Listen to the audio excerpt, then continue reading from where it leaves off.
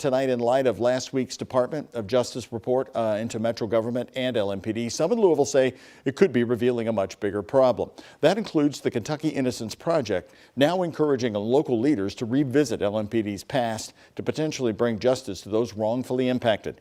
Connor Steffen explains the next steps that they're looking for. The Kentucky Innocence Project believes after last Wednesday's DOJ report, Louisville must not only look toward future fixes, but also reconcile with its past. In fact, we're absolutely sure there are people who have been wrongfully convicted that are still in prison. Attorney Suzanne Hoff says part of making amends includes determining past police practices that may have been used to obtain false confessions and looking into past investigations that potentially did not meet constitutional standards. There's a whole variety of reasons why people are wrongfully convicted. A lot of times there's a perfect storm. More often than not, we see that police misconduct have been at least one of the major factors. With your exoneration, was there official court findings of misconduct by police? Yes. Okay.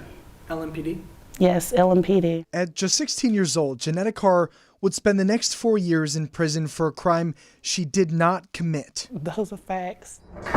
She became one of 23 people in Kentucky exonerated due to wrongful convictions, largely over the last 2 decades. In 2020, Carr and her attorney announced they had filed a lawsuit against the city and LMPD.